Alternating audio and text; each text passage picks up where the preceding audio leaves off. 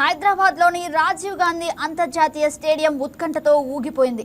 Chennai super Kings పై sun Risers Hyderabad అద్భుత విజయం నమోదు చేసింది. దాదాపు ఓటమి ఖాయం అనుకున్న స్థితి నుంచి సన్ రైజర్స్ గట్టెక్కిన తీరు అదరహో అనాల్సిందే.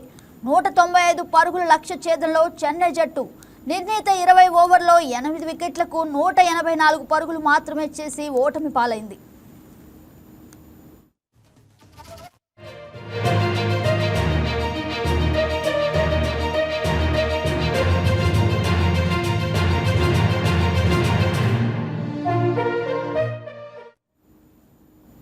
చివరి ఓవర్లో చెన్నై సూపర్ కింగ్స్ విజయానికి 18 పరుగులు అవసరం కాగా Sunrisers Hyderabad captain Ishan Kishan బంతిని ప్రఫుల్ హింగేకు అప్పగించాడు. అప్పటికే 3 ఓవర్లలో 54 పరుగులు సమర్పించుకొని అత్యంత ఖరీదైన బౌలర్గా నిలిచిన హింగేపై ఒత్తిడి స్పష్టంగా కనిపించింది.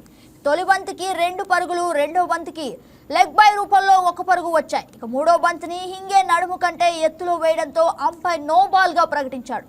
దీంతో సమీకరణం 4 బంతుల్లో 14 పరుగులుగా మారింది.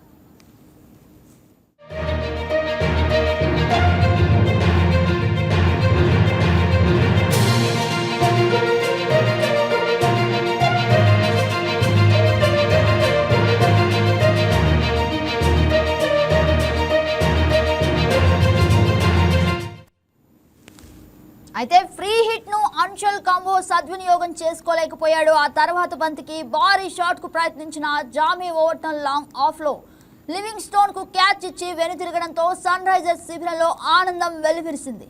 ఇక చివరి 2 బంతులకు 2 సింగిల్స్ మాత్రమే రావడంతో సన్ రైజర్స్ హైదరాబాద్ 10 పరుగుల తేడాతో అద్భుత విజయాన్ని అందుకుంది.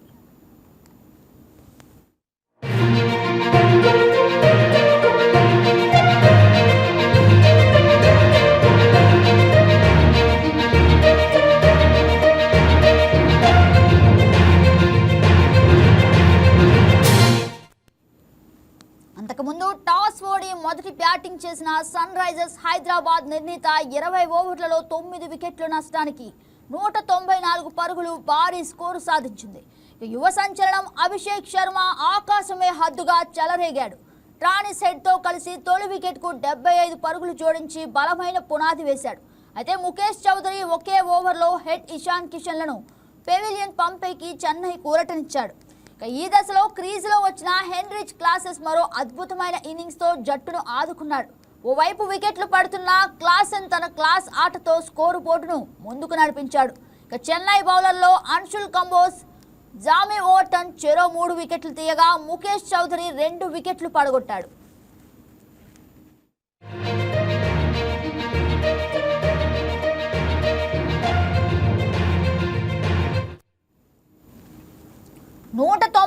పరుగుల భారీ లక్ష్యంతో బరిలోకి దిగిన చెన్నై సూపర్ కింగ్స్ కూడా ధీటుగానే బదులిచ్చింది.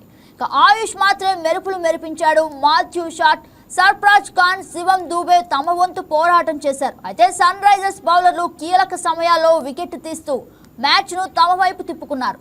ముఖ్యంగా ఏషాన్ మలింగా తన అద్భుత బౌలింగ్తో చెన్నై మిడిల్ ఆర్డర్ను దెబ్బతీశాడు.